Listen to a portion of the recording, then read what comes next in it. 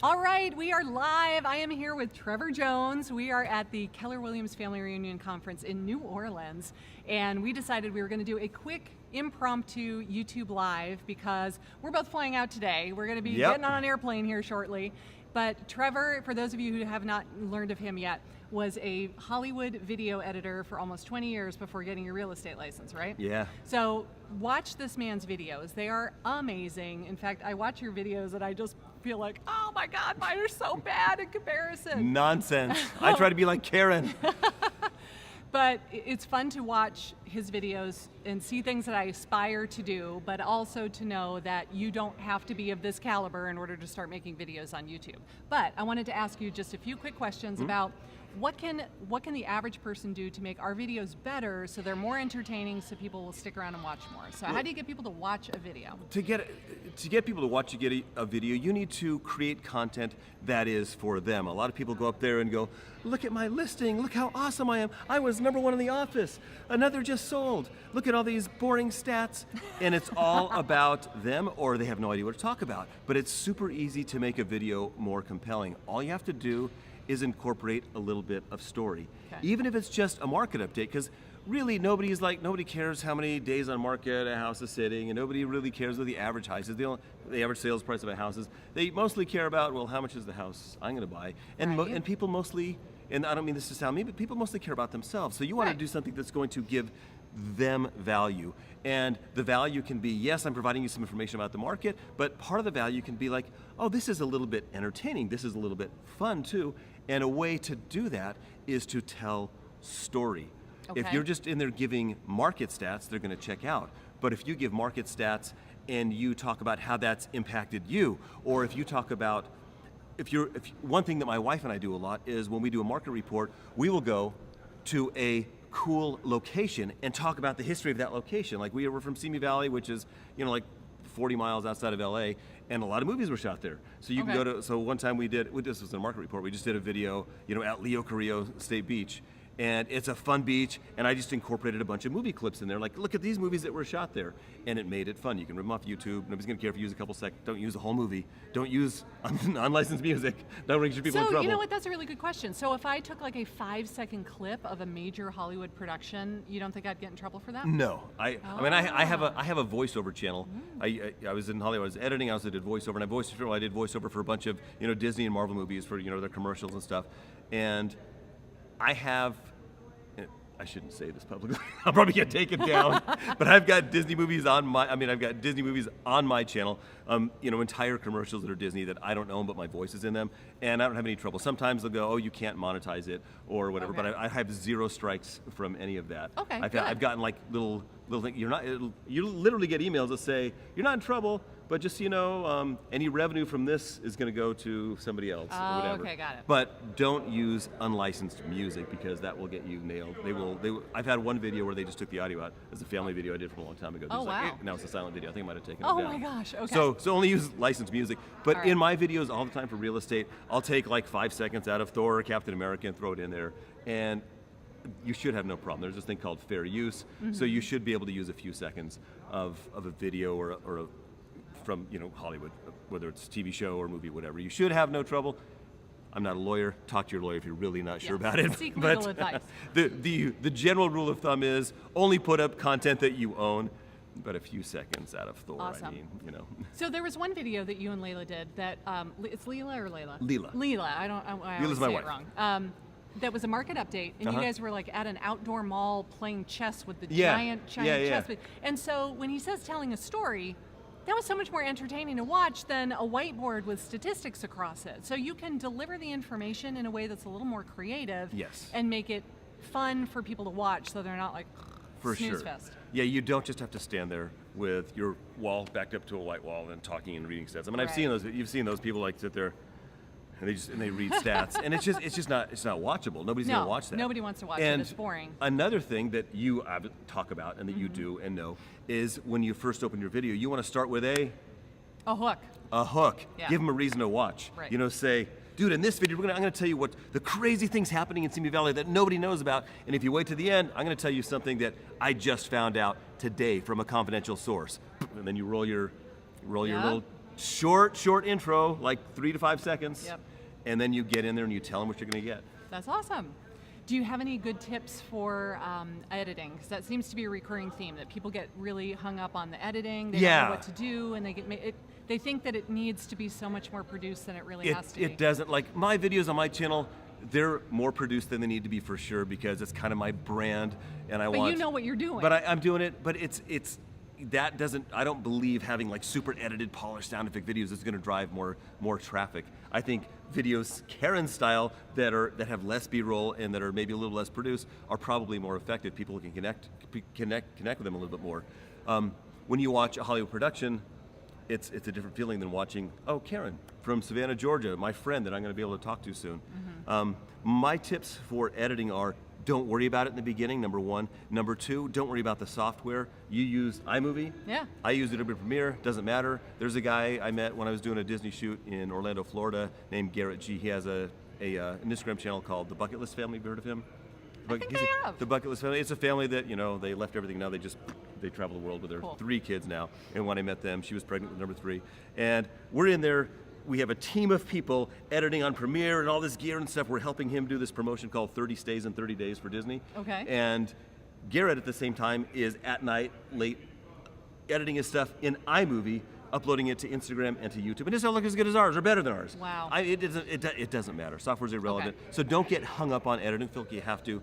The best editing software is the one that you're comfortable with and you start using. I've used a bunch of different ones. Amen to that. That's what I think the one too. you're comfortable with. Yep. And you don't need to do anything fancy. I mean, literally, here's how you edit. This is a good tip, and this is what you do too, I assume. You outline a script, you get a rough idea what we're going to talk about, and then you look at your notes, you deliver one line. Hey, this week we're going to talk about what's going on in the Simi Valley market.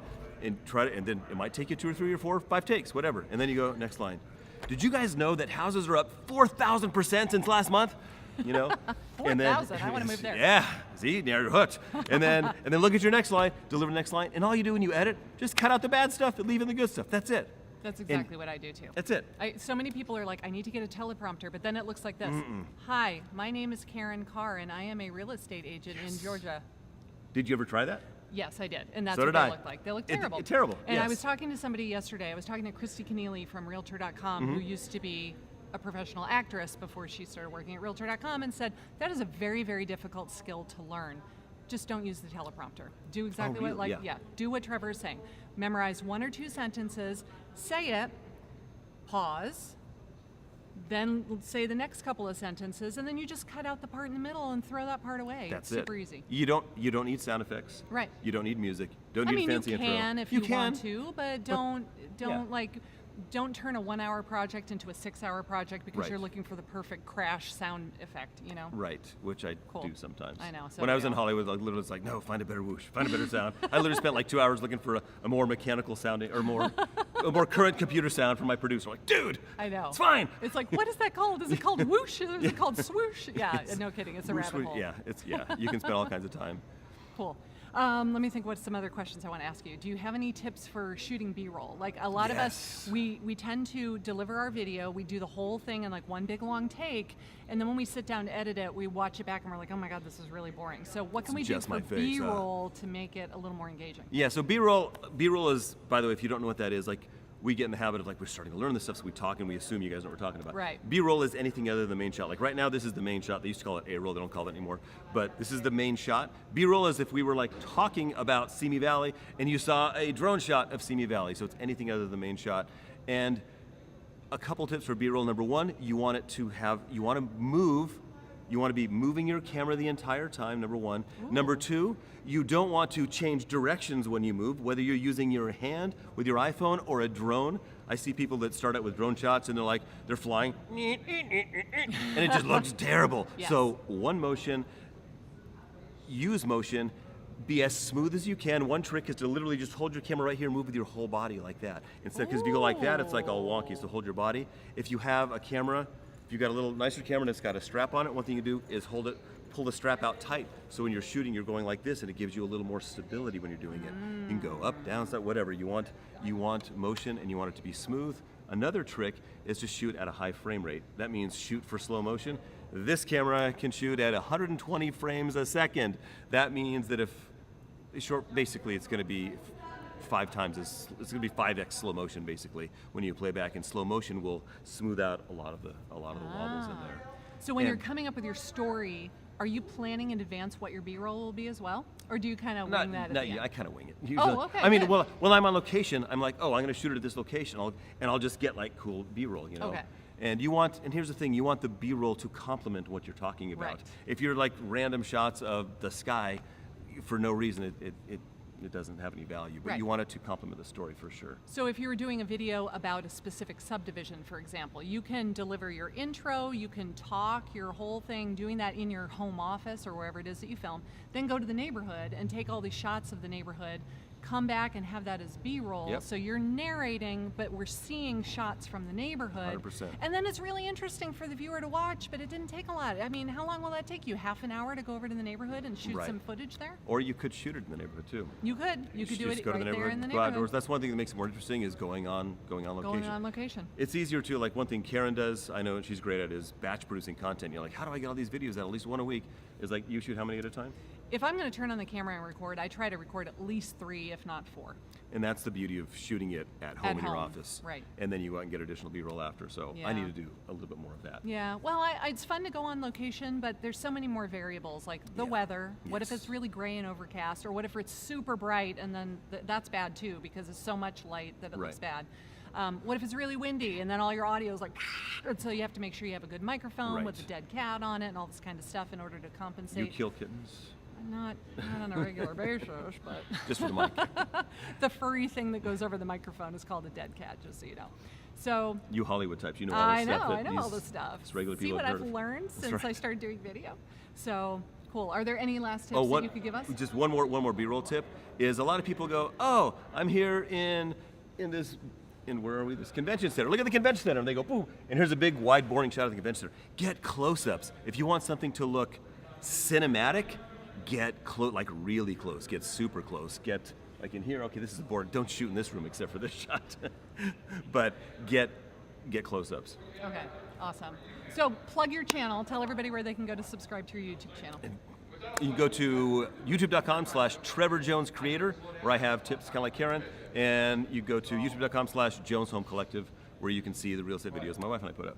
That's awesome. And I And like that. my goal is to make more videos like Karen makes. I got to get on that bandwagon. She is my inspiration. I met her a year ago, and I'm like, Karen, what? I kept hitting her up for tips and advice, and she's been just. Well, and I was doing the same You've thing. been a Georgia peach. I was following your YouTube channel long before we ever became friends on Facebook, and I was just like, oh my God, I got to learn how to make videos like this because these are so good. So awesome. Thank you for your time. My I do pleasure. appreciate My it. pleasure. Have a safe trip home. Let's see, do we get any questions that we need to answer? I don't know how to even 'Cause I see don't- them. I know, I'm trying to like, woo. Let's see, top chat. Live chat, May not all be that visible. messages are visible. Oh, wait, There how'd go. you do Sonia that? Leonard. I hit live. See, we never go live, so we don't know how this stuff works. So Right. yeah, you were here Oh, yesterday. how did you get that to show Yay. up, though? I pressed this, and then I hit live chat.